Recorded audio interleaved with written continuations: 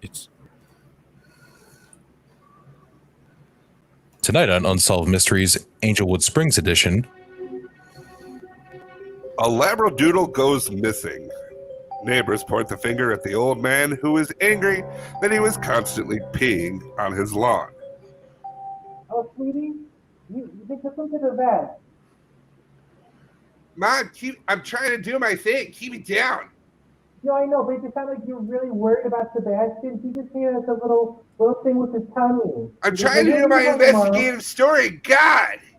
Okay, well, I just don't want you to be scared. I'm not scared. I'm just trying to do something. A fisherman goes out on his boat. John and his boat, never to return. What happened to John Smith that faithful day?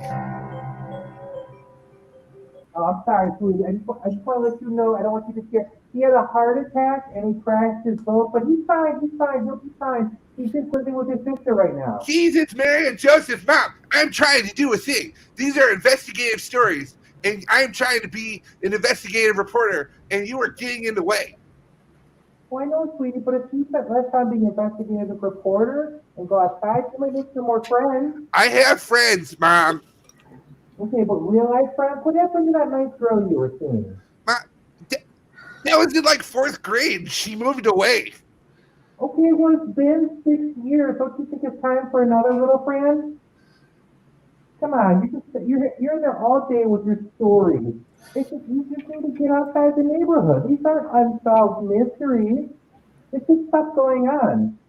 A local man's mother winds up dead after constantly interfering with local investigations. How did you do it?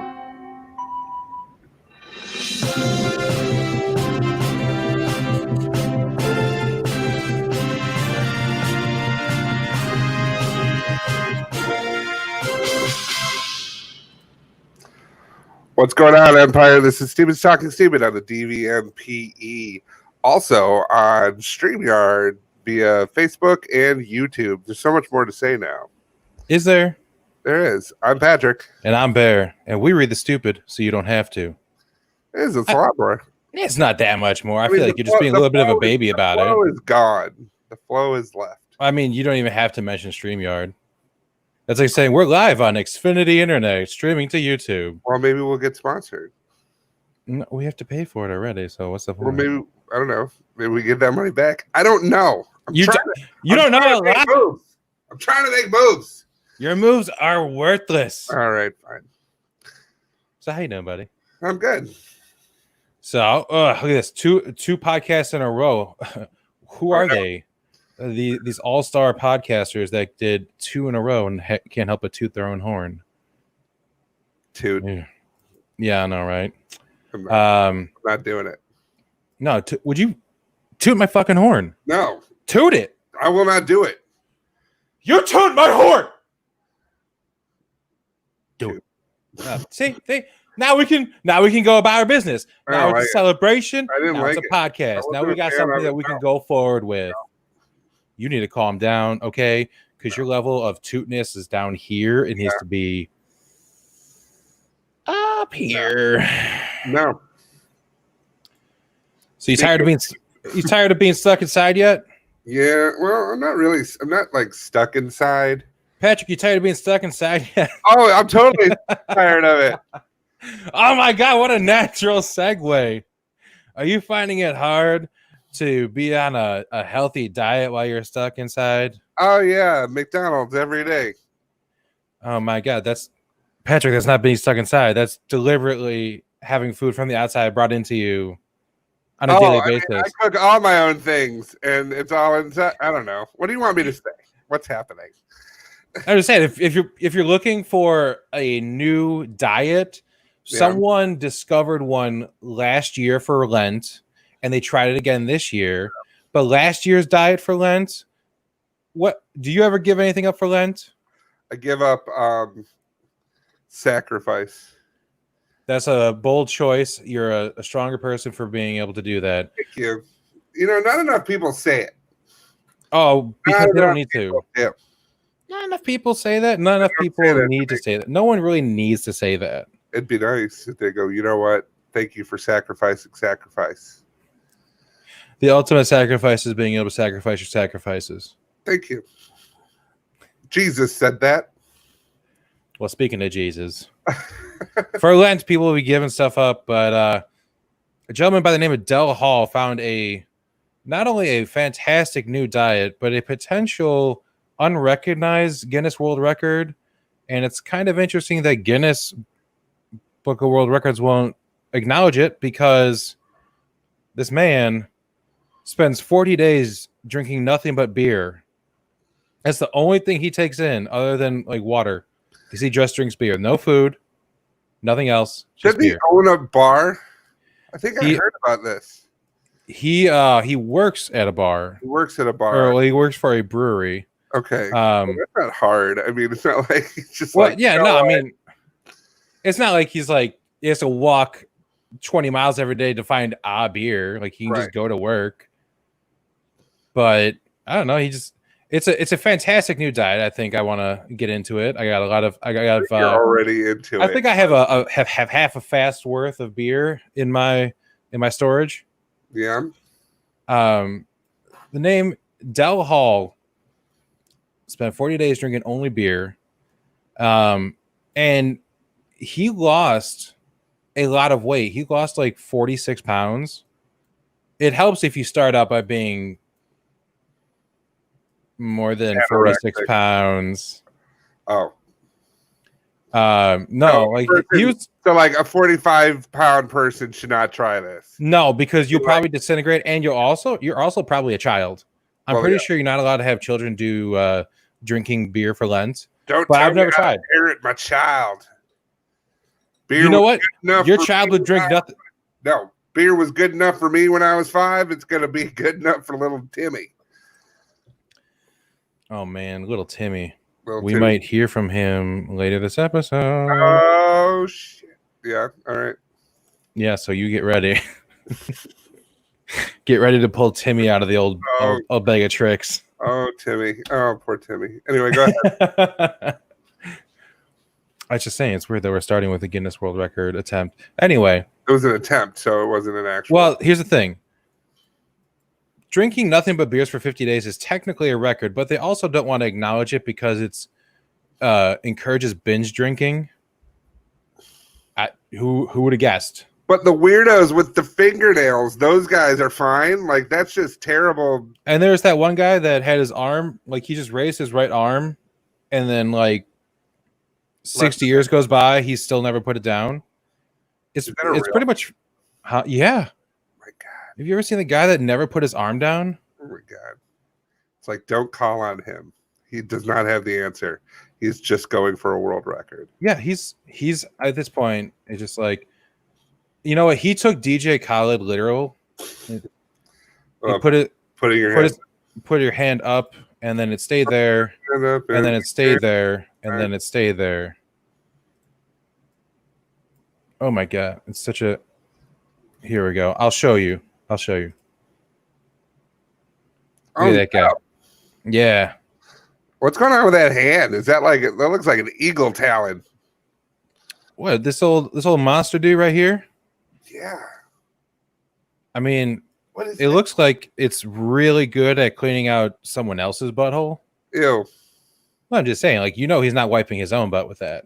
No, because he can't reach, because he's got to have it up. How good of a friend do you have to be to wipe someone else's ass just because he's specifically choosing not to put his own arm down? It's not that he's medically unable to. He's just like, I think if you you come to me and you're like, I'm going to do this now. I'm be like, wow. Could you? I'm gonna go. Listen, could you wipe my butt? I'm holding a water bottle, and then this arm it's busy. No, well, see, the arm's not busy. You've just chosen. Oh, no, it's busy. Oh, there you go. It was just off screen for a second. You just didn't see it, but no, it's totally been up. I won't tell the Guinness people. Okay, good. Well, first of all, how did they observe that? Did they go? Oh, you could. I just looked it up on Google. That's how I observed it. Oh, okay, I was gonna say, do they call it and be like, is your arm still up? Yes. Okay. I'm pretty sure it's fused in place now because he hasn't brought it down. I'd imagine it's one of those things like when he lays down, it is down itself. Like he's not like he lays down and then goes. Yeah, just when fist he pounded. finally puts it down, if he ever puts it down, the pop that thing's gonna make. Ooh, the soda it's gonna make.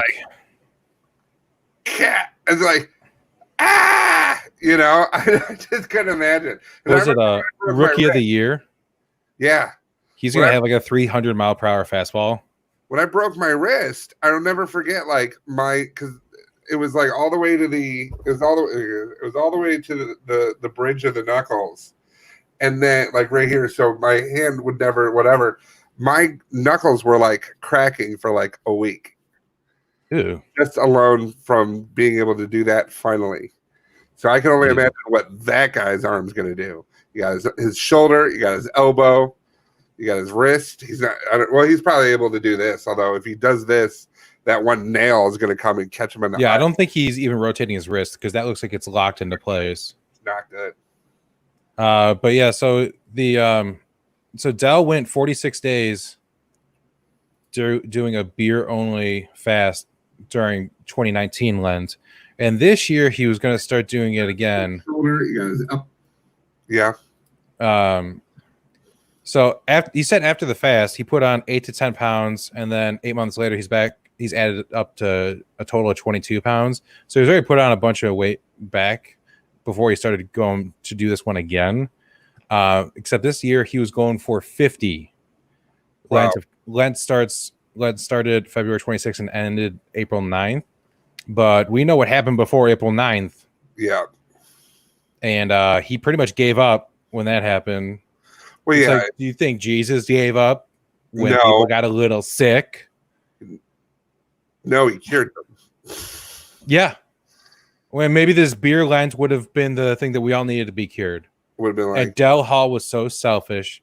And he's like, no, I'm going to eat food now. You're just selfish, Del Hall. Ugh. Del Food Hall. Del. No help at all. Oh!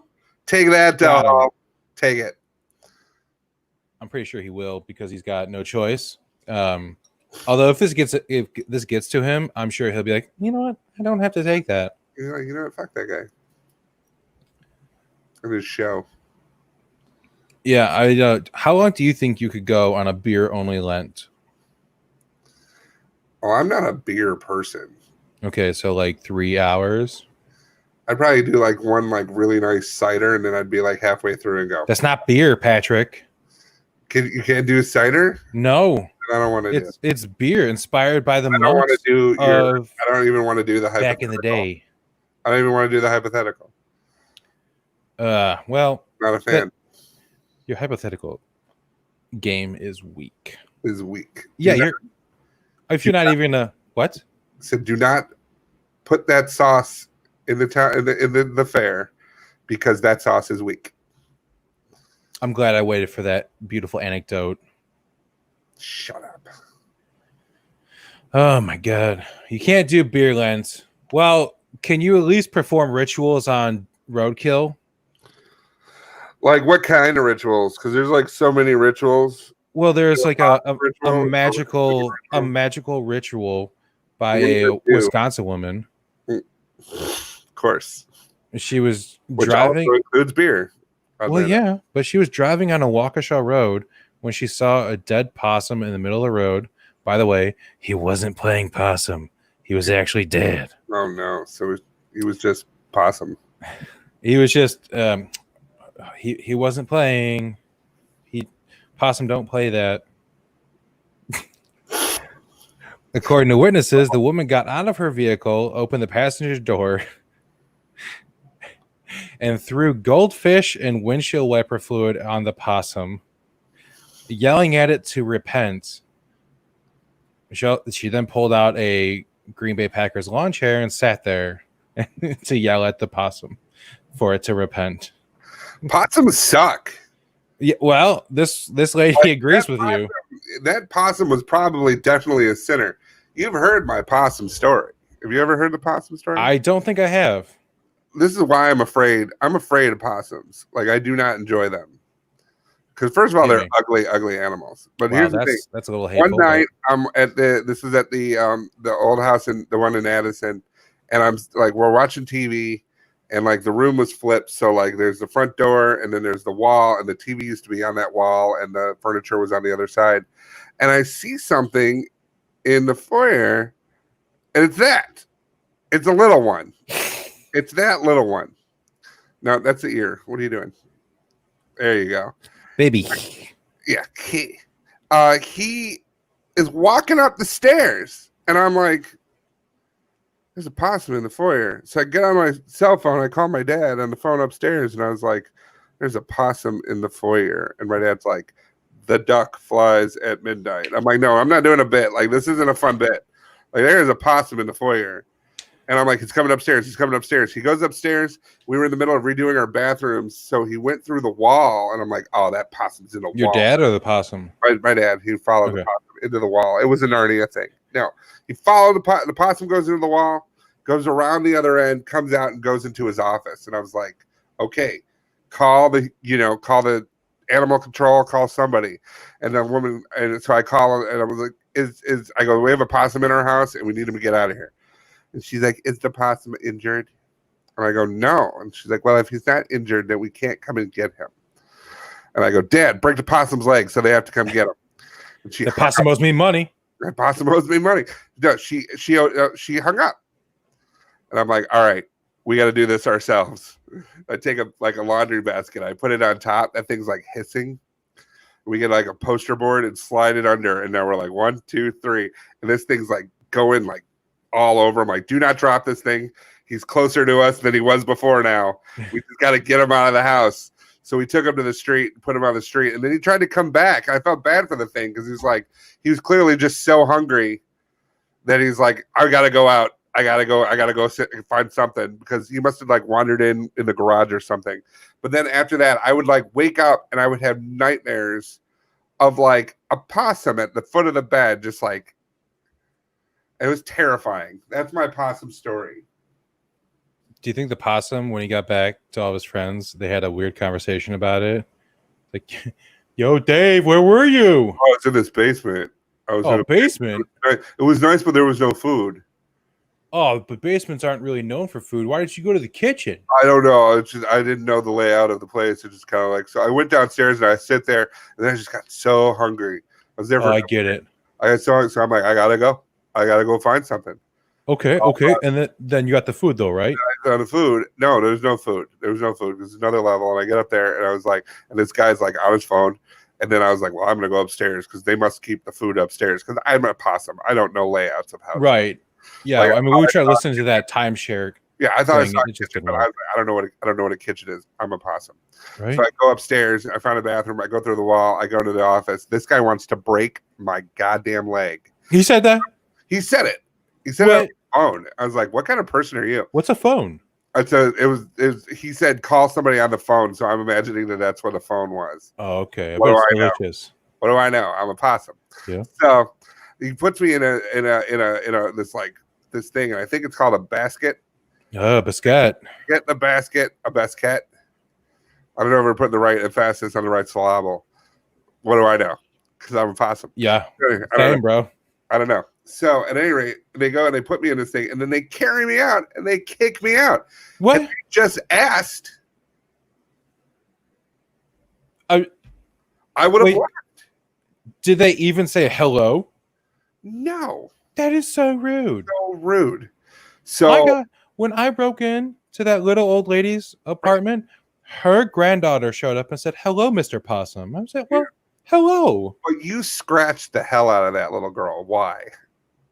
I mean, she was looking at me funny. Oh, well, that makes like sense. I wasn't supposed to be there.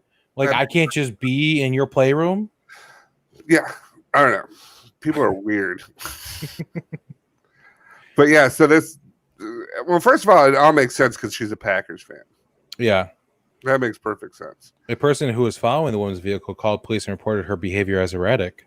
Do you think trying to save the soul of a possum is erratic? Where did the goldfish come from? Like, was she just like transporting goldfish? And she goes, thank God I have all the ingredients. Like, these now here's the question. But did she just have goldfish crackers, or did she just have like a handful of live goldfish to throw at a dead possum? Does the It does not specify. It does not specify? Yes, I like to think that there's a world where both scenarios happened. And which world would you rather live in? A world where rituals are performed with crackers or with tiny fish that you win at a fair?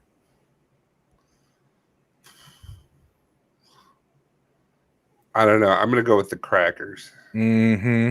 Because then you get a snack. Like, yes, it's weird behavior. You can't eat goldfish? I mean, you can. You don't want to. You don't want to. You don't. I don't want to. But what about the possum? Wait. Do I want to eat a possum? No, I'm just saying. What if the possum wants to eat the goldfish? He showed up. He's going to get the goldfish out of your way because you're not going to eat him. The possum doesn't want anything. The possum is dead. This possum. I'm talking about your possum. No, I don't even talk to that possum anymore. Wow, you didn't even get his number? That's no, rude. we moved. Did you tell him you moved? Did you give a forwarding address? No. That's just rude. That possum was unwelcome. Unwelcome Possum, which is coincidentally my goth metal band's name. And what was this week? What was your debut single? Playing Me. It's called Possum Metal. It's very dark. Possum. It says, "Imagine the possibilities." Get out. This is now a solo podcast. Patrick has been relegated to the background noise at best. Possibilities. Nah, see, I was gonna bring you right back in, but then you ruined it by talking more. Speaking of the possibilities, did you know that there's different ways to show love? Yeah. Did you know that in England, schools were handing out pamphlets on 101 ways to show someone that you love them other than having sex? Okay. Carl Lawrence said that he was bewildered and shocked by the recommendations in the sexual health advice sheet that his 14-year-old Emma acquired from 14? Shevington High School. Huh? Yeah, 14. And this was where again?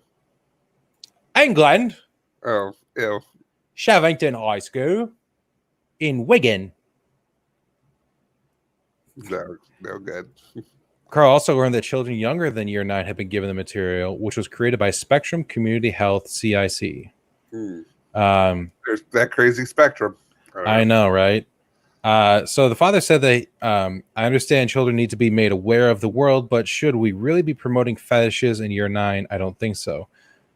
The first thing that stood out was suck their toes, which he thought was quite niche. So that's a way that you could show love to someone without having sex. It's just like, hey, how you doing? You know.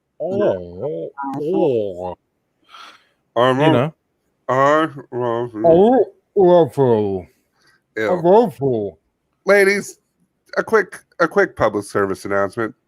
Please don't ask me to suck your toes. It's been in a shoe all day, and I don't want to. And I'm not a foot person. Like the More You Know song. Do we have that? No, I was trying to look. Yeah. I mean, I got it. Let's see. Ladies. If you want to suck some toes, if you want to suck some toes, don't. He said that there were some ideas I was really shocked at. I don't think they've hit the target demographic. There is no way that a 14-year-old should be reading this. When I spoke to my daughter, I said, "You do know this isn't the only way to do things." See, I don't buy it because it's an England story, and the accent, you're not using a British accent, so I don't understand. Like they're not going to know. Surely they could just enjoy each other's company. They can go for walks, watch a film, go to Burger King, go to the park. There's tons of things she can do that don't involve getting someone gets a big toe in their mouth. He's apparently a chimney sweep. What? You don't know his life. He's a hardworking man. He's trying to come home, just have a nice family meal. And instead, he's got leaflets with daughters sucking toes. Doing in your mouth? Oi. 14. What's that big toe doing in your mouth?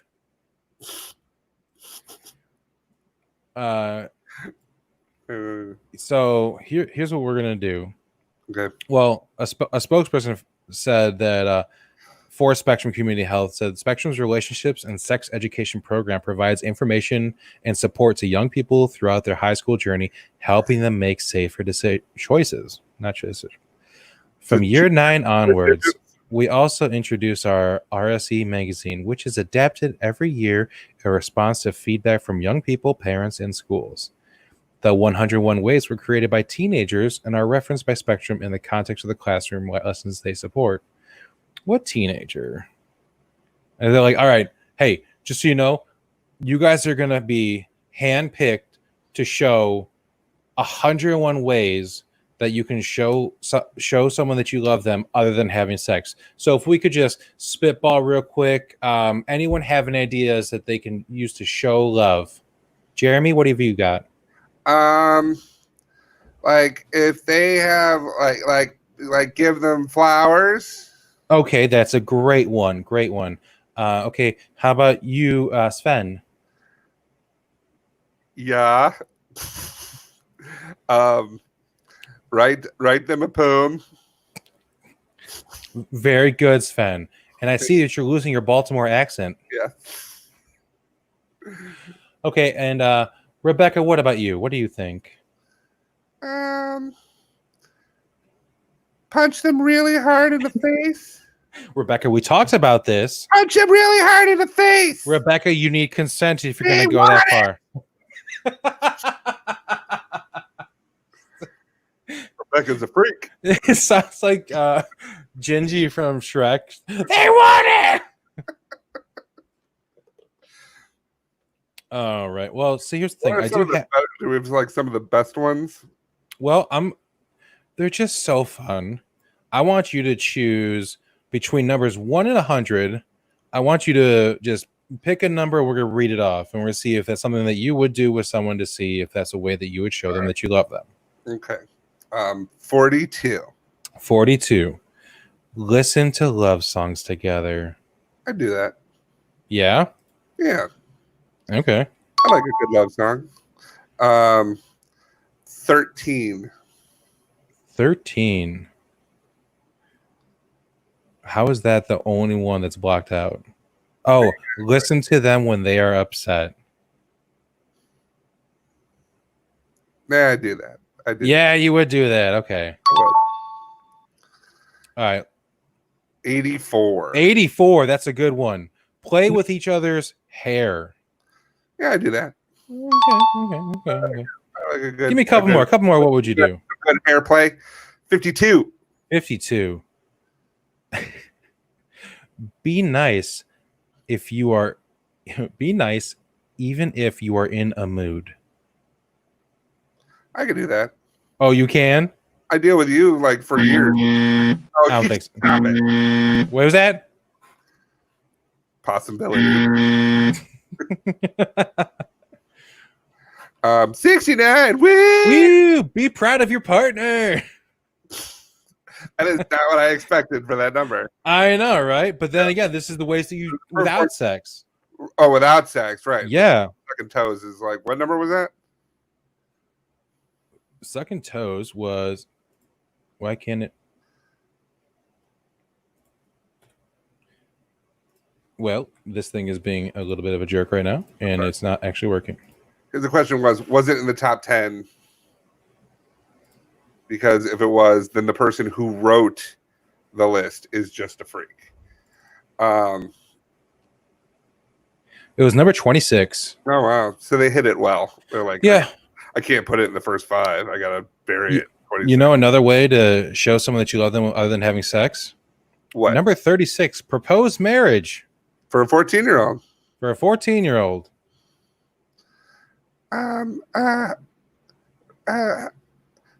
Jamie, will you make me the happiest 14-year-old and be my wife?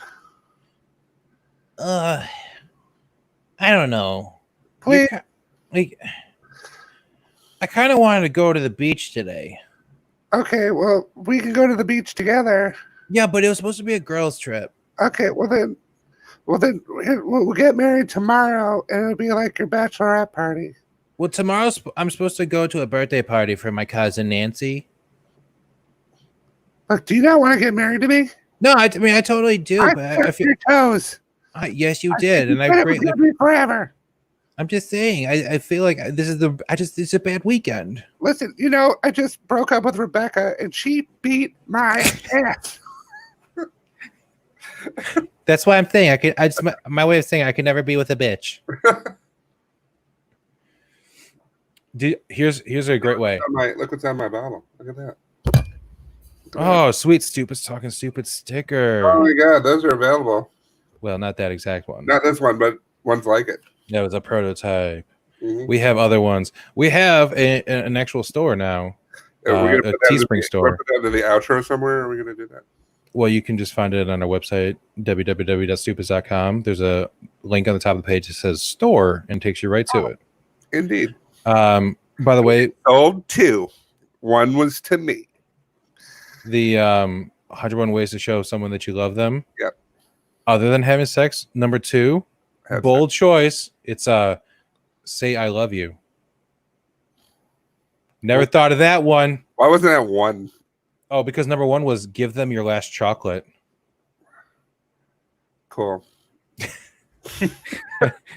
You could also buy them a piece of the moon. You're literally showing love. Like, that should have been 1. Like, he's like, okay, guys, let's spitball this. Let's think of some stuff. Number one. Come on. And there's no bad ideas. Hey, are you going to eat that last chocolate?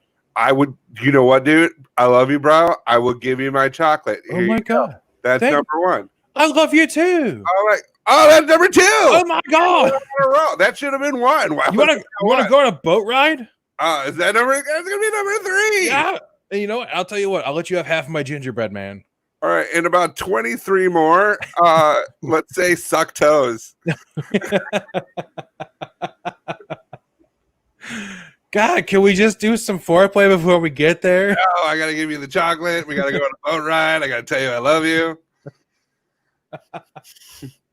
And in 23 short steps, I'm getting those toes. Some 14-year-old, she said something about punching someone in the face. We're not going to use that one, though. That's a little weird. Do it, pussies. Rebecca, get out of here. Rebecca's a freak. I found this school was not the only one that put out a list of 101 ways to show someone you love them without having sex. In fact, there's another one that was just posted up in a school. Okay. Play footsie. You could, bake a cake together. You could say I love you. Number 13 on this list. I feel like that. Why is that not number 1? We're just holding hands, and then you gotta go some kissing. Okay. This was done. This was done for how old? This one was just posted up in a school. I didn't find out. So it's in a school. So it's in a school. Scroll back up. Scroll back up real quick. Number 19. Number 19. Day trip to the sauna. You know, sometimes you want old rub and tug when you're getting a hot steam. Buy/make each other presents. You could give a hug or jet ski. Those go hand in hand. Those goes hand in hand because you ride the jet ski with me. First, we're gonna go on a holiday where we go ice skating. I'm gonna give you a hug, and then we're gonna go jet skiing. I like 62. Just some skywriting. Yeah. Dad, I need an advance on my my allowance. Oh, sure, sport. What do you need it for? Decided to show Brandy that I love her, and we're gonna try and do that without doing it. So I'm gonna hire a plane to write "I love you, Brandy." Now, here's the problem right now. Brandy does not spell her name traditionally. Well, how does she spell it?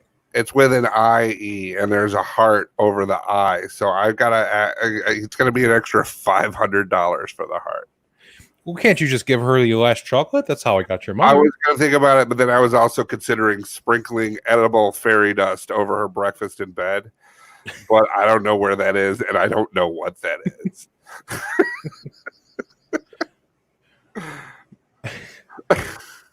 Yeah, this is somewhere, I think, in England, because you could give them your last £10 on the amusement arcades. A donkey ride on the Western. I'm pretty sure you have to go to Mexico for those, and those are illegal. Those are illegal. Don't, guys. A quick PSA. Yeah. If you're showing somebody that you love them, don't take them to donkey rides. It's a long way to Mexico, and the donkeys don't like it. It's an even longer way back. I don't know if there's really coming back from that. I mean, it could go either way. Keep going with Brad. He took me to Mexico. Woo, spring break! No, it wasn't fun. Tijuana spring break! Margaritas on the beach! Right? I saw a guy fuck a donkey in the back of a pool hall. Oh.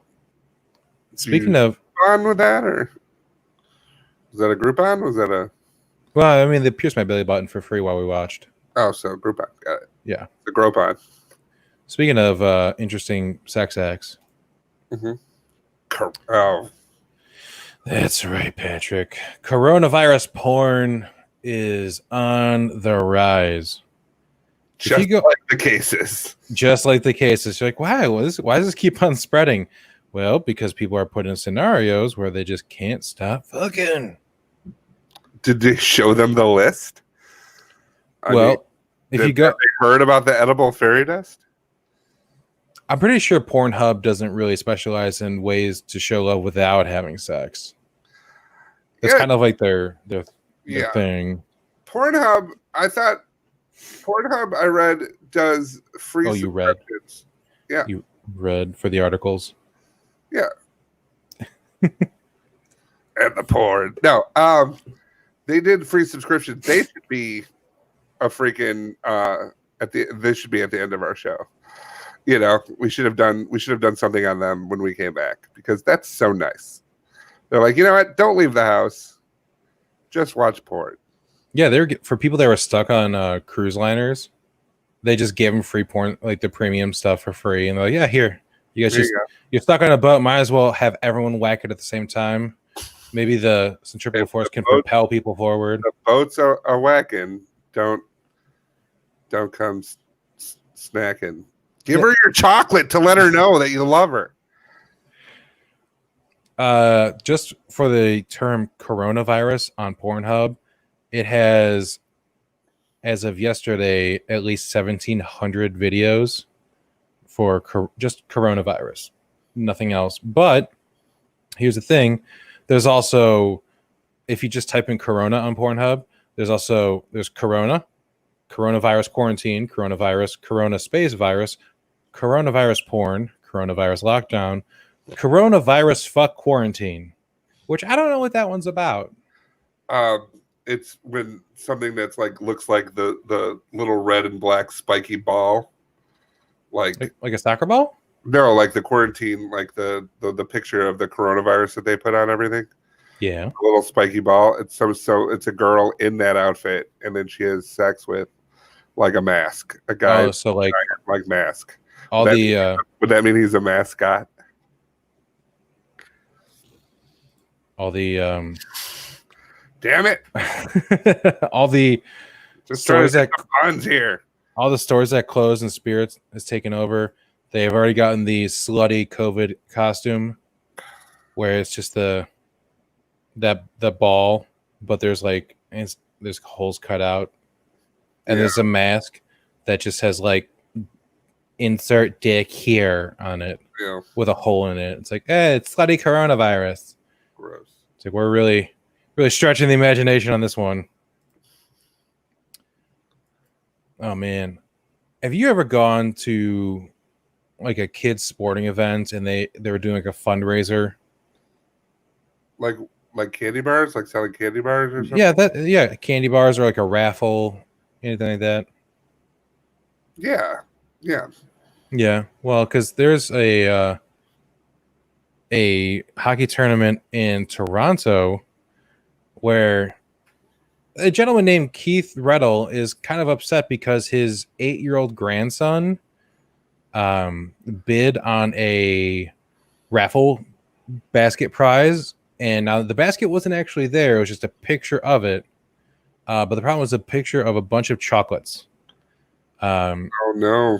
though what the 8-year-old didn't know was that he bid on and won a stash of $200 worth of pot products. So like chalk edibles. Yikes. Yeah, he said. So it's a tournament that each team is usually responsible for putting a gift basket or prize package together with a minimum value of $50. And then what they do is they have to have a big setup, and they have a paper bag taped in front of each one of those prizes. Prizes have always been geared towards kids or families in the past, including such things as tickets to movies, card games, family board games, snacks. It's a $10. His grandson or his son spent $10 on raffle tickets. Oh yeah, and they gave him to the guy that they interviewed for the story, Keith. His son spent $10 on raffle tickets, gave him to his 8-year-old son, and said, "Go nuts, try to win some stuff." We won. Like, why is little Johnny just skating in a circle like by himself in the Jefferson airplane? He's doing it in slow motion and staring at his hand and screaming, "Fuck the police." Fuck the police. And then why is he like hugging that Zamboni? What's he doing? He keeps calling it a zebra. He's like, "Why aren't you running faster?" I love you, zebra. Get out of the ice. The dad had to go slowly. The dad went to go pick up the prize when he was notified he won. Mm-hmm. The pictures show various chocolate edibles, vanilla chai, and other pop products, all stamped with red octagonal THC symbol of legal cannabis. There was also what appeared to be a pipe and lighter in there. So it's just a little. You don't have a piece, kid. Here you go. Yeah. In case your parents broke your last one you made out of Legos. Yeah, don't worry about it. Yeah, those edibles can go fuck themselves, dude. Those things. How dare you? Edibles saved the world. How? By existing. I'm just saying. I mean, they are saying that it's cannabis can be used to help get rid of coronavirus. So, right. And also how unpredictable they are. The edibles. Yeah. Well, I mean, you just as long as you plan to just have, nothing to do for like 6 hours. I know. They're fantastic. I just, my favorite meme out there is like every edible will never work until you talk shit about it. Yeah. Like this thing ain't shit. It's like, oh really? Boo, Heard you were talking shit. Well, going from a Pee-wee soccer raffle gone wrong, we're going to a birthday party gone really wrong. Wow. Yeah, there was a Russian blogger was hosting a party for her 29th birthday. Okay. When a bunch of them were in the pool. She's an Instagram influencer, Ekaterina Didenko. Cool. Yep, said it right the first time. Don't bother checking it. So they were trying to do like a nice fun effect, where like they threw dry ice in the water and it created a smoke effect around them for beautiful pictures. They dumped a 25 kilogram tank of dry ice into it, for some fun pictures. Unfortunately, what happened was 3 people died and 6 others were injured. Because apparently when you put dry ice into water, it produces powerful and toxic vapor with high levels of carbon dioxide. Or mix that with chlorine. Well, they threw it in it just says when it's mixed with water, it leads to high levels of carbon dioxide in the blood when present in a space with poor ventilation. Yeah. So when you also combine the fact that it's in chlorine, the 3 people died of pulmonary edema, which is caused by breathing in too much carbon monoxide. So this Instagram influencer who just wanted a fun pic. This is a nice warning to everyone else that wants to have a fun picture. do 3 seconds of research before you decide to do something. And now here's the real kicker of the reason I threw this in here. Because number one, it sucks that a bunch of people died, including the influencer's husband. She is a highly qualified pharmacist, usually sharing advice on at-home medicine use, intimate updates of her life, and even chemical experiments conducted by herself and her daughter. I was going to say, well, that doesn't make her a chemist, but apparently it makes her a chemist. Yeah, so she's a highly qualified pharmacist. Right. So I don't know how many pharmacies you go into that they're doing crazy science experiments with dry ice being thrown into pools for sweet birthday pictures. Well, you know what this needs? What? A PSA. It needs a what? A PSA. Hey, guys. So you want to have your birthday party with a pool of dry ice? Little did you know, you put it in, everybody dies. Don't use dry ice in the pool. Everyone might die. That's nice stuff. It is. That's real good. Yeah. I learned a lot from that. Thank you. I was trying to find some sweet background music for you, but it took me a little bit longer than I had hoped. That's all right. Well, we'll keep it. We'll keep it for the.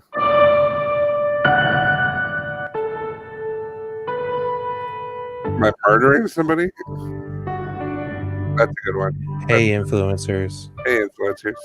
Remember the time you wanted to have a fun party with a dry ice and people died? We learned a little lesson that day. Don't do that. People might die. And nobody ate the cake. Wait, no one ate the cake? No, I mean maybe the paramedics or the. That's probably the worst news about this whole thing. There's just cake out there lonely with no tummy to be inside. The worst time. It was the one time that they didn't choose like a gross kind. Like it was all really good cake. There's gross cake. What's the grossest cake that you can think of that you've actually had? Coconut. Oh, coconut's good, you son of a bitch. Have you ever had German chocolate cake? German chocolate cake with like chocolate frosting? It's got coconut on the frosting. Well, that's fine, but I don't want like coated, like frosted coconut. Like it's gross. Coconut's gross. Like the shredded coconut. Listen. What? I don't want to fight with you on this. Well, then just admit that you're fucking wrong about coconut. Would you like my last chocolate? Yes. There you go. Number one. Speaking of number one, how about number two? Oh, Jesus Christ. You know the old crazy Janetsky family? Oh, yeah. From Australia. Yikes. Sorry, everybody. Specifically, Matthew. Sorry, Matthew. It's coming. Oh, here's the thing. Everyone knows that toilet paper went crazy like middle of March up until like the middle of April. For a solid month there, you couldn't find toilet paper anywhere unless like you knew someone who knew someone. Well, this family inadvertently got ahead of the game. In early February, the thing is they've been ordering one box of 48 rolls every 12 weeks for the past 2 years. It's been on a subscription, just shows up, they use it, good to go. Problem is they decided to change products and set up a new subscription, and it asked for the quantity, and Mrs. Janetsky wrote 48 thinking that they want a box with 48 rolls in it. However, a couple days later they got an email saying the order was on the way, and then by the next Monday there was a knock on the door saying they had 2 pallets of toilet paper for them. They checked the credit card statement to figure out what went wrong. It turned out they ordered 48 boxes and giant boxes of toilet paper. Turns out holds a lot of toilet paper. As you can see here, she has made a throne out of her toilet paper boxes. That's just a few of them.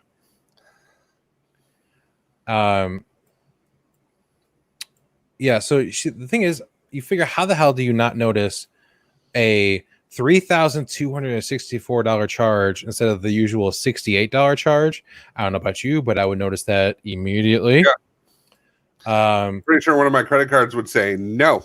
Right? How do you not have credit card protection? Because like, okay, well, they normally spend $68. They spent 48 times that. I feel like that's fine, right? Sure, no problem. There's not a big deal. She had paid off her credit card the day prior to being charged, and she only checks her statement once every couple weeks. So she didn't even notice it until the card showed, or until all the toilet paper showed up. She said she didn't notice the large amount of the card because it didn't even max it out. I'm like, ooh, wow, humble brag. Wow, someone's got more than $3,200 limit. I spent that on hand sanitizer every week. And that's just on one bottle. But yeah, all of a sudden, a lot of hand sanitizer. I'm not gonna lie. I started like when it started coming back on the shelves. Like anytime I go to Meijer, like I'll grab one. Then I finally just had to stop. I was doing that too with any kind of hand sanitizer I could find. Like I found a package of wet wipes, and so we were in Costco, and when we walked in, I started seeing a couple carts here and there with packages of the wet wipes in it, like the Lysol wipes, and I saw that what was going on, so I didn't say anything. I just started walking super fast and just completely left my girlfriend in the dust. And she's like, I don't know where he's going.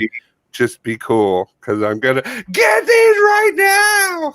Push an old lady out of the way. Yeah, I didn't say anything to her. I just walked away, and then I came back with these sanitizer wipes. And she has a little bit of food in the cart, and she's like, oh, I was wondering where you went. I'm like, I didn't want to say out loud that they have cleaning wipes, because by the time I got back to the cart, so, like there were people.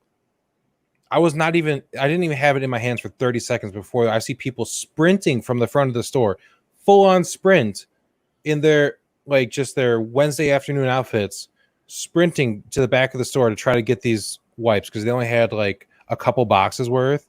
So like maybe 30 packages, and there's a couple hundred people in the store at any given time. Yeah. So we were walking around, and I was telling my girlfriend, do not leave the cart for any reason. If you need to walk away from the cart, tell me, and I will come stand with the cart, and then you can walk away, and then I will never leave the cart. And we had at least three people stop, come up to us and go like, oh, where'd you get those? Oh, where'd you get those? We had one guy got so close. This is like at the height of the panic of everyone's like, he got super like really close, put his hand down in the car, was pointing, was like, where'd you get those? And it's like, from the back, fuck off. 6 feet. It's like he was in the cart more than half of our food was. Like gets in, sits in the thing, and goes, yeah, ooh, push me. I'm tired. I don't have any like weird. The worst Costco story I had was during like one day I went.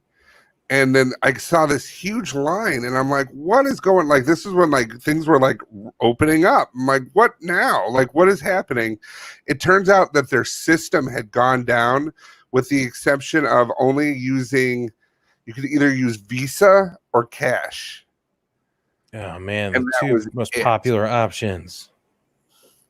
And I was like, and I looked at I looked at all my credit cards. I'm like, I have almost all MasterCards.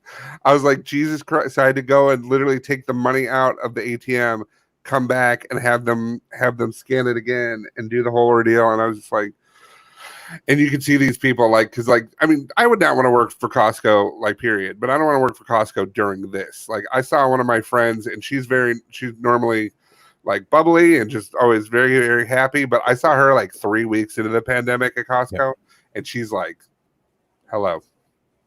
Like she just had this far off look in her eye. Like, I'm going to murder somebody with like a roll of toilet paper if I can. I understand it because people are getting fucking psycho. Like there's all the videos out of people confronting about masks. I'm like, I hate everyone. I'm not going to deal with anything. But speaking of hating people, you ever drive so far away that you just go away from all people and lose cell reception?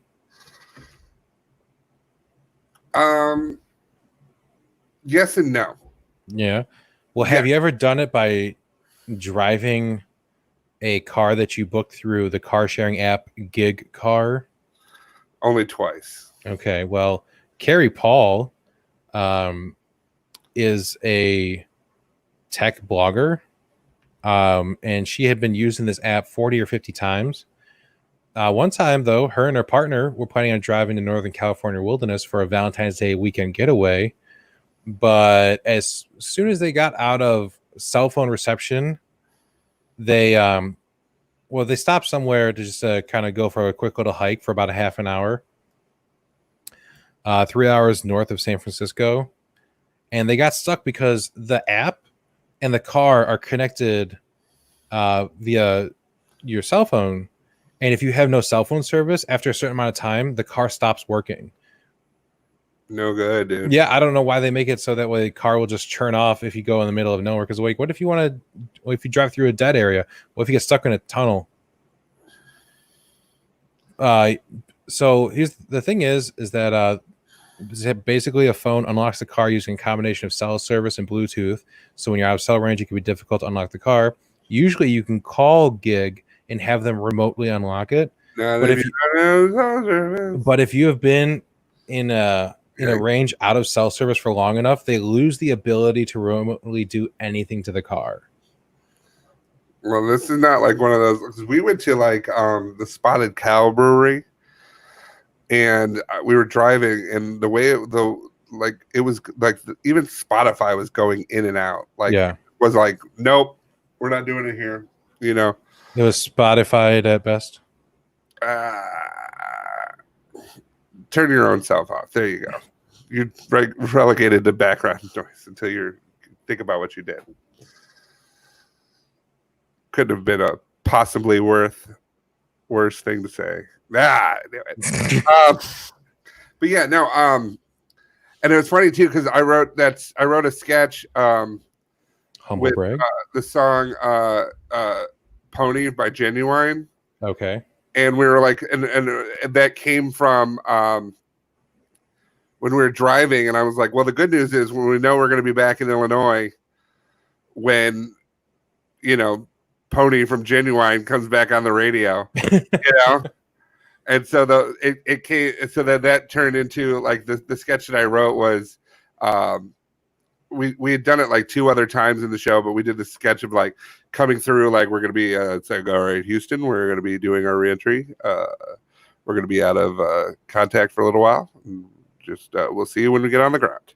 And so the whole thing, like the stage is rumbling and everything's doing the whole thing, and we're like, we're feeling a little shimmy here, let's make sure we correct and blah blah blah. And then we're like, we finally get on the ground, and then because we had done this sketch 2 other times with the song, all of a sudden Marissa goes,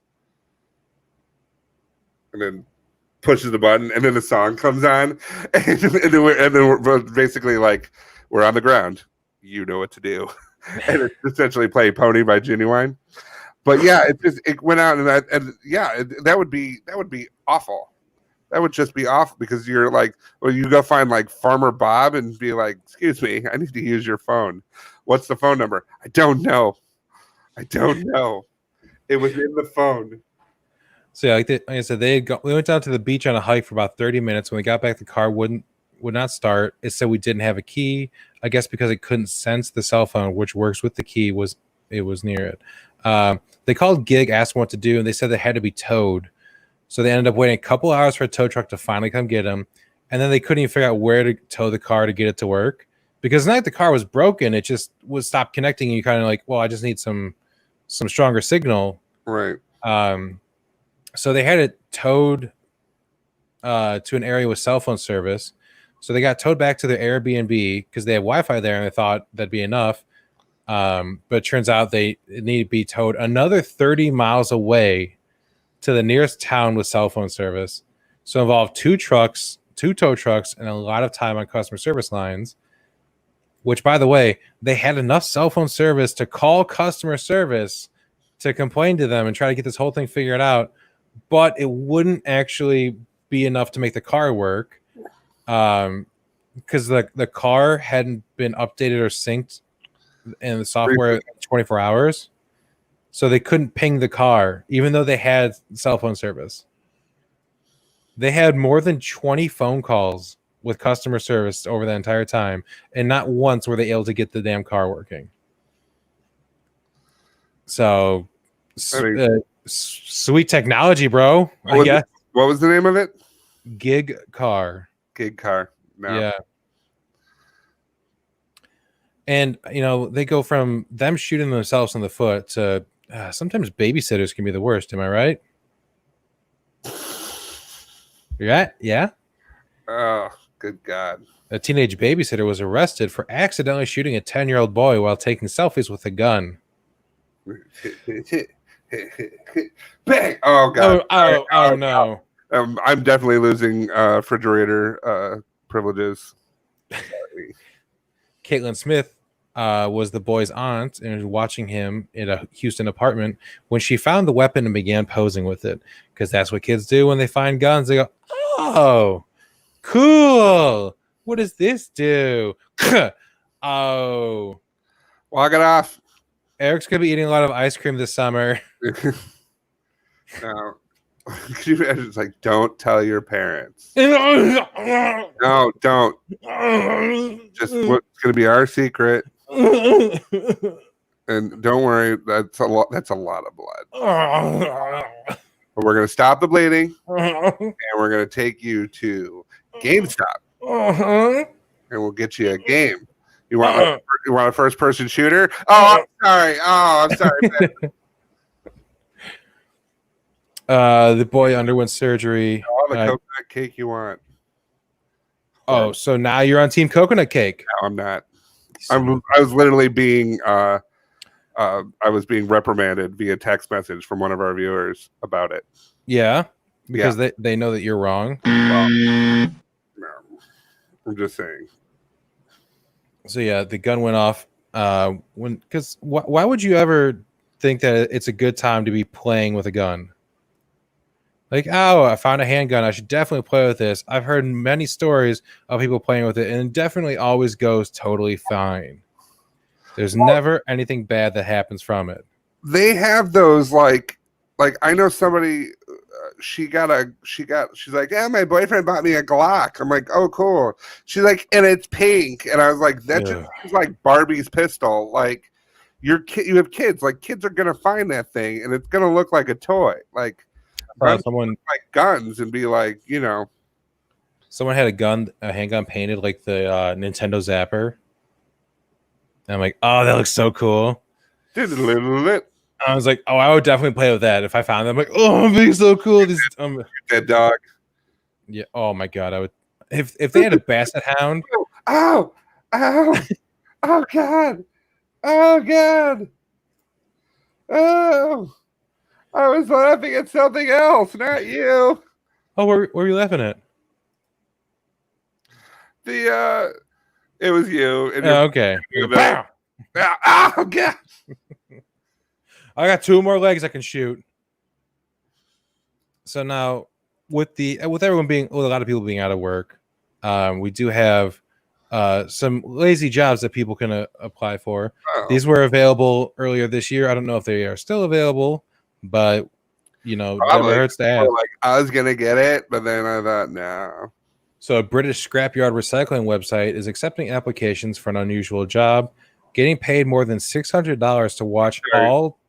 What are they getting paid for? Like, I can't understand it because they're getting paid. No, but it's a British. It's a British. They're getting paid more than $600 to watch all 24 James Bond films. I mean, I kind of understood like every other word, but it wasn't. It's a British, right? But there wasn't a quote. Company, right? So it's not a quote. It's not a quote. British person wrote it. You don't know that for sure. Give it to Stan. He's from Baltimore. Car Take Back UK says accepting applications on its website for a license to watch job. You have to watch every James Bond movie for 24 consecutive nights. Whoever gets the job would receive all 24 films for free, and would be required to watch one each night for 2 weeks and record their thoughts on the movies. Winning applicant will also be required to fulfill a top secret assignment that won't be revealed until the person is selected. That's code for a sex thing, right? Yeah, probably. What would go in your log? Like you're like watching the movies. He's British. He's British.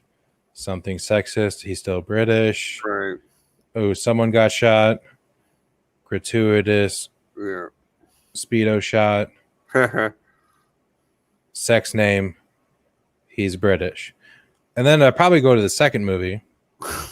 He's British, but different looking.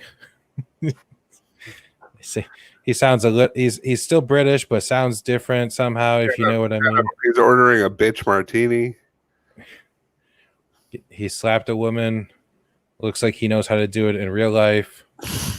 He's British, Scottish, maybe. I was gonna say, wasn't Sean Connery in the first and second one? I don't know. I think he realized might have been later that it was the same guy, and he's definitely Scottish.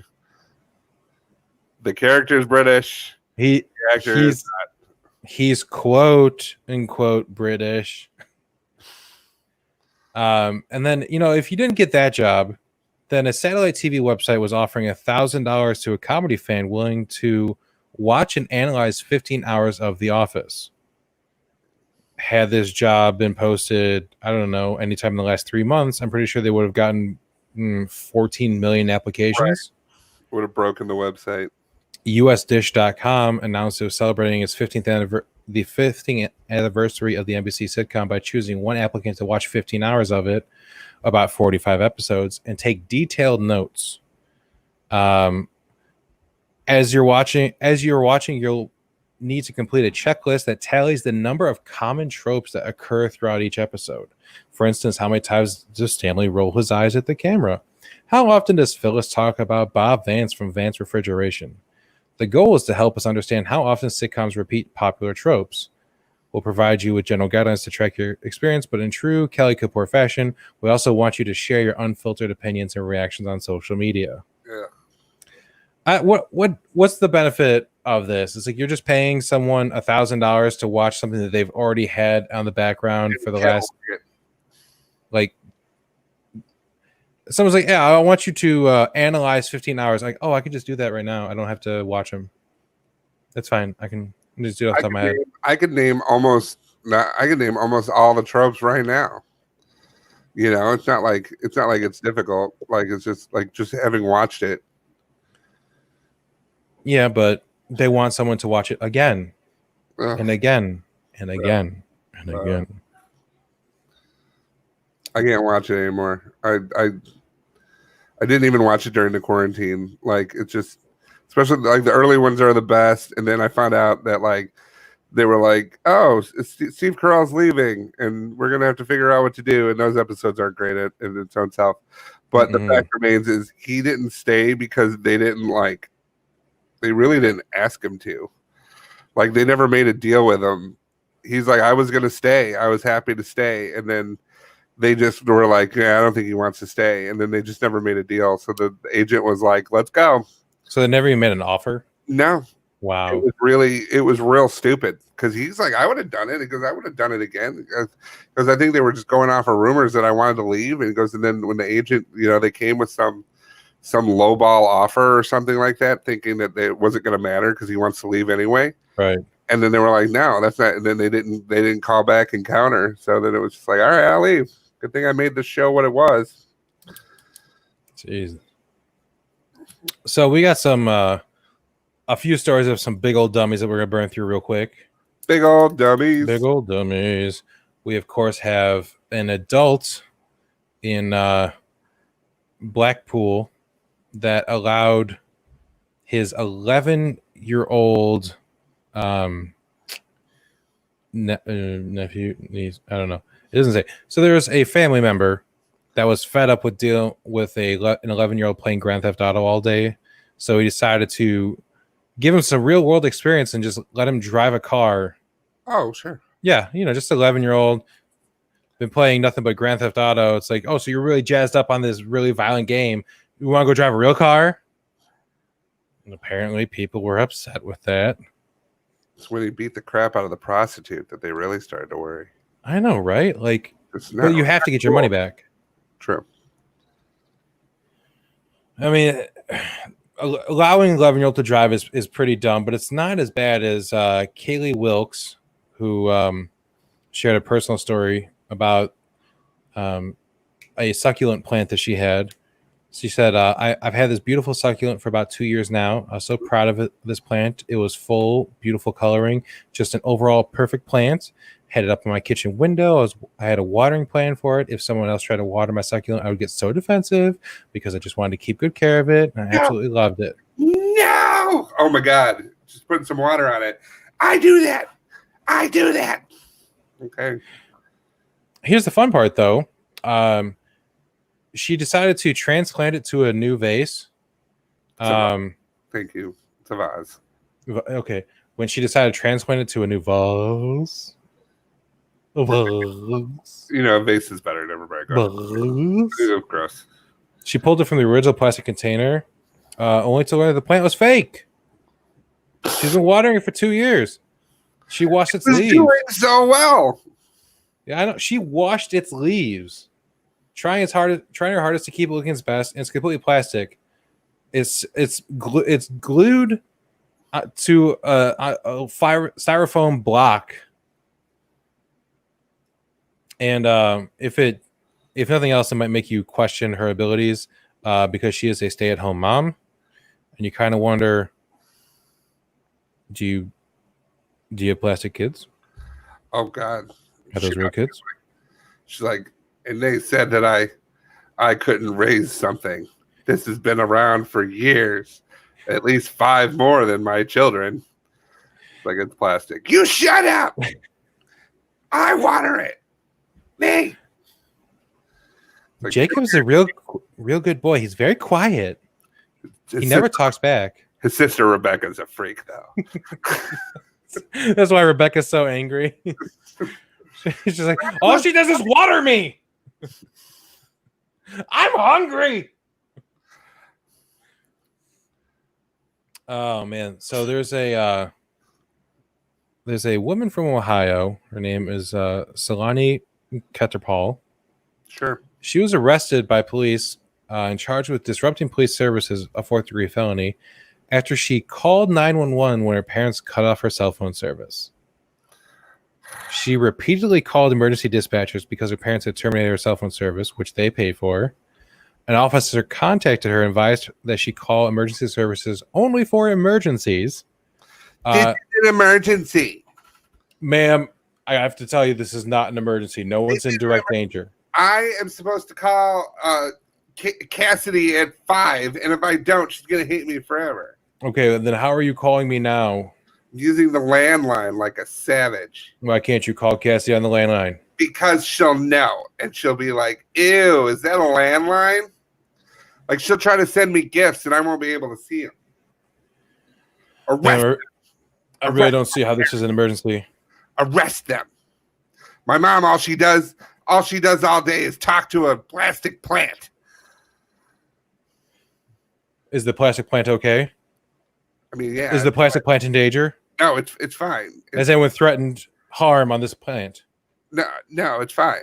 Does the plant seem to be in a current state of disarray? I mean, it's in a styrofoam block, but yeah, I mean. Oh my God, it's being trapped in styrofoam. No. We need to send units. Stat, there's an actual emergency happening. What about my problem? There's a plant that needs our help.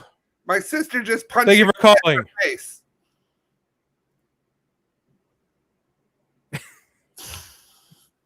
I just realized I don't have a.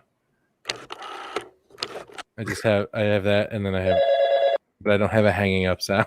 Oh, damn it! You need the. Yeah. Oh, good. Thanks for. We'll do that again real quick. Oh, we're hanging up now. Oh, nailed it. Oh, hold on one more time. We're hanging up now. Hang up noise. Perfect. I love it when the sound effects say what they are first. I'll record that, and you can put it. Excellent. Send it Typewriter.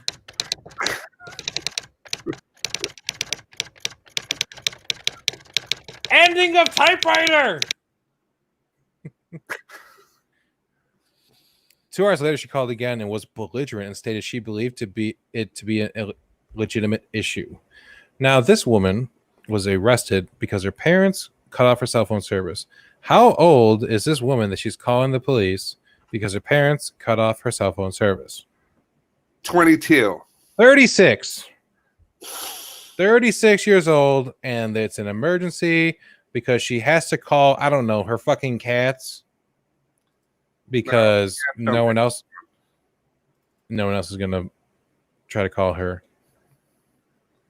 And one more person, which I'm sure you have already heard about her, and a lot of people already heard about. But again, we are going through a bunch of stupid that we've accumulated throughout the year. Yeah. So we got some old ones, including a University of Oklahoma professor who had to apologize after saying that "okay, boomer" is the same as saying the N-word. Oh yeah, they say that about about calling someone a Karen. Yeah, now you can't go around calling people the K word. Sure can and will. Mm-hmm. Could you imagine if they combined the two and said, "Okay, Karen"? He said calling someone a boomer is like calling. When a student made a comment that journalists must keep up with younger generations, the professor said that was the equivalent of saying "okay, boomer" to him, and that calling someone a boomer is like calling someone a N-word with the hard ER at the end. I'm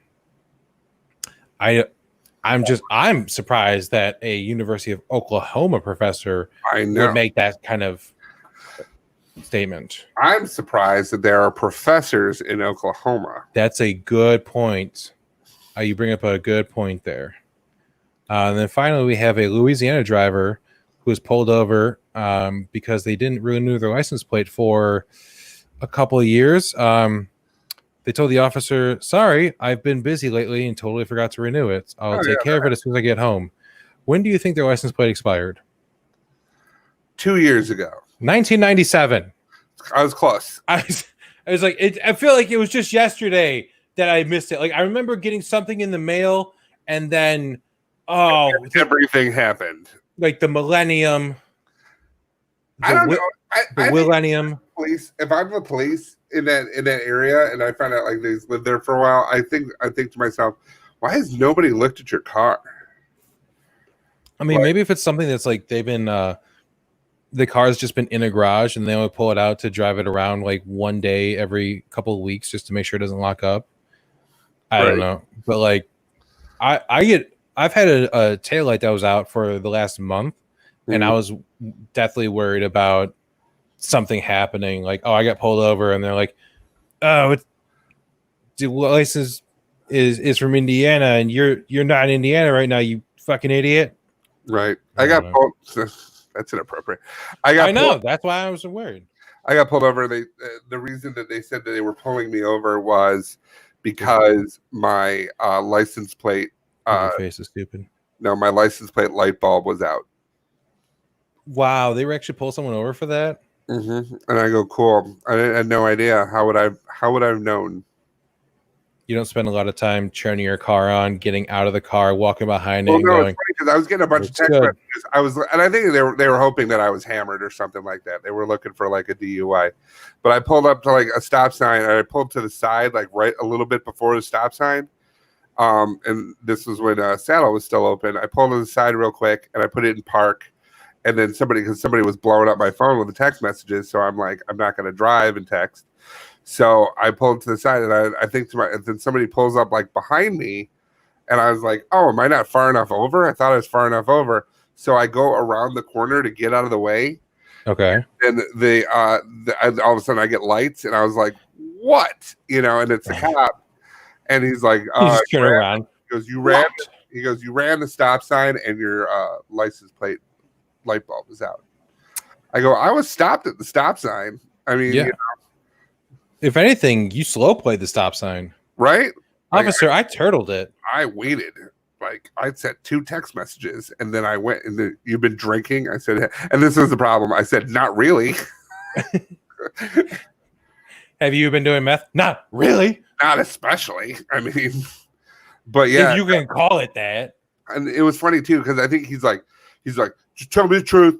And He's like, and I was getting all upset, and I was just like, I go, I think I had a drink and I had a shot. I go, that's about it. And he's just like, oh, wait right here. And he comes back and he gives me the thing. He goes, all right, here's your 2 tickets for running the stop sign and for the light bulb. And he goes, and you're gonna need to get a ride home. And I was like, all right, because I was on the phone. I called my dad. I go, I just got pulled over leaving a bar. And I go, he's like, are you drunk? I go, I don't think so. Probably not. And I was like, I was literally there for one. And he's like, all right, well, he was like, we'll see what happens. But yeah, this guy, he was just so angry. And he's just like, you're going to have to get a ride home. I said, fine, cool.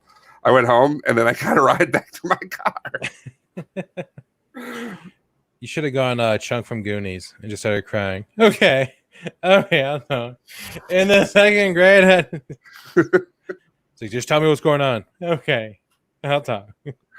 I'm started 40 years ago when I was a baby.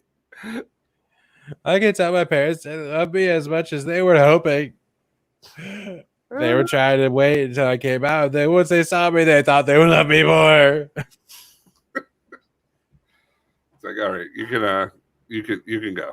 No, wait, there's more. Nobody ever listens to me. Oh, I need to talk to an old friend real quick. Hey, Timmy. Yeah. Hey there, champ. Can you open your eyes for me? No. How you feeling today? I could feel my brain hardening. Oh, well, that's because the medicine isn't working and you're slowly dying. I know, but at least I got my Guinness record. Oh, well, I know how you were really excited about writing a book with 1,249 different complete endings. Yeah. Well, that's what I wanted to do with my life, and then now I can die. And I was going to call the Guinness people to let them know that your book was finished. But call them now and say if it's finished. Well, I just got off the phone with them because instead of calling them in the first place, I called my friend. Good job, Timmy. Good job, yay, Timmy. I'm sorry, hold on. I'm not like doing like the whisper voice. Like it's like this is the best I could do. Timmy. Okay, well, Timmy, instead of calling the Guinness people like I told you I was going to the first time, I called my friend Sybil Weddising. You know, that 90-year-old author and illustrator of popular children's books, including The Umbrella Thief. I love The Umbrella Thief. Well, only my eyes worked. I could read it. She wrote another book called The Wonder Crystal. Okay. And the funny thing is it has 1,250 different endings. Oh. I told her about your story having 1,249, and she said, that sounds amazing. I wish I could do something like that. And I said, well, you could, but this is going to... What's that? And then she did. Yeah, and then she did. Oh, crap. Yeah, so you didn't get the record, Timmy. Oh, no. And unfortunately, that means I'm going to have to take your IV. Wait, why are the two connected? I don't understand why the two are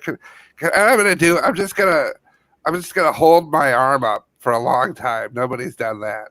Oh, Timmy, we discussed this. What? There was already a gentleman that does that. You know, he's my patient. It's okay. I couldn't lift my arm anyway.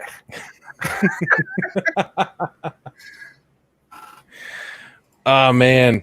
For those that haven't been listening before, Timmy's an old friend of the show. He is a sickly, dying child that all he wants to do in his life before he passes is get a Guinness Book of World Records record. And his doctor is arguably against him. And he withholds treatment when he doesn't succeed. Treatment is for winners, Timmy. Never understood why the two are connected, but that's fine. Just take his IV. You know, it makes you kind of want to blow up the world. No, don't do it. Okay. Well, you know, before the whole shutdown happened, there was a really nice thing starting that was actually starting to kind of take on a place where recovering addicts or people new to sobriety can kind of have like a typical night out at a bar without having to worry of the trigger or the challenge to sobriety. Okay. Because there's a thing called sober bars that are Yeah. popping up across the nation, They're called including libraries. no, this is like an actual like everything about it is a bar. Like it is a bar. It's got the full atmosphere. It's got the music, but they do not sell even a drop of alcohol in the building. There is one of them called Cherokee Recovery Village in Bastrop, Texas. Okay. Sounds like a party. Yeah, wait. A person that likes to go there, her name is Ember, saying that she can't do this alone. She needs to have people walking through this with her and be part of something. And she's been sober for 3 years. She said she still likes to have a good time. She doesn't want to give up on the fun lifestyle, which is one of the things that I guess people struggle with when it comes to getting sober. Is like, well, I don't know how I'm going to be able to have fun now because this is all I know. Mm-hmm. Now they have these things with sober bars. Paul French is the owner of Cherokee Recovery Village. He said that this is exposing yourself to triggers intentionally to weaken those triggers. It will allow you to eventually go into establishments where there is drinking and partying and craziness, and it won't affect you as strongly as it did. That's nice. Paul is a licensed chemical dependency counselor and a former addict himself, saying that you can come in and you can drink. We only have healthy beverages. And he says that a sober bar helps to support those on a 12-step recovery program, saying that people need connection once they start a recovery program.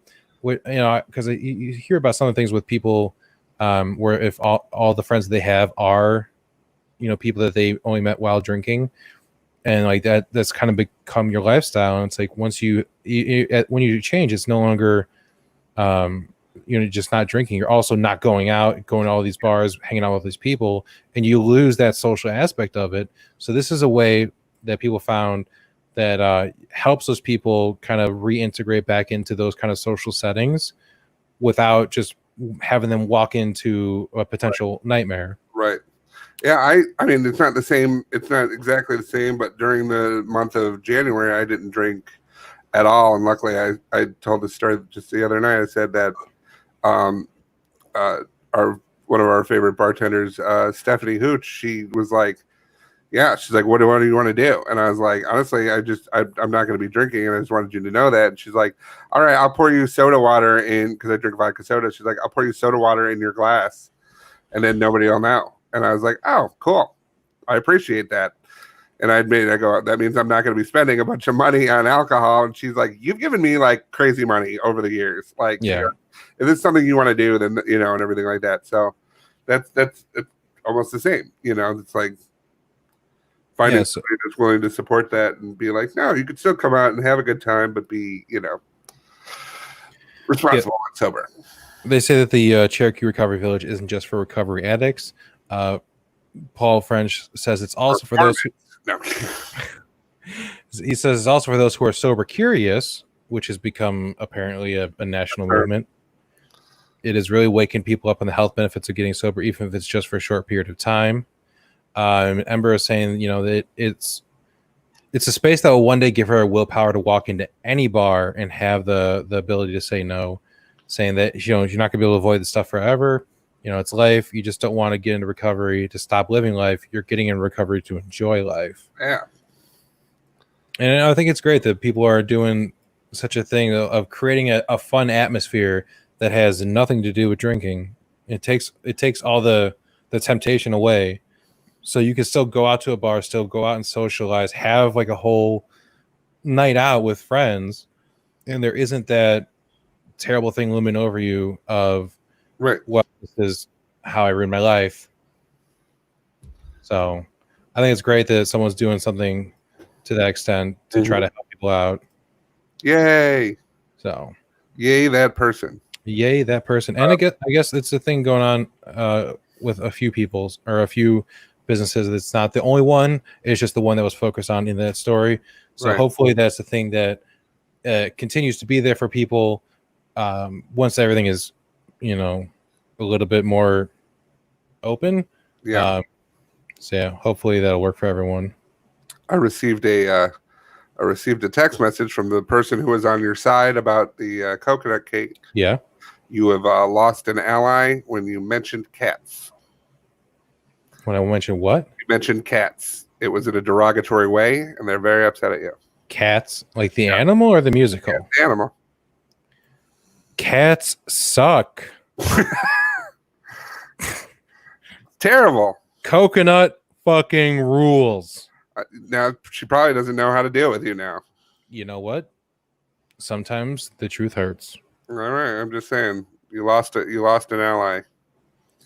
I'm just saying if they made a musical called Dogs, it wouldn't be that bullshit because people actually care about dogs.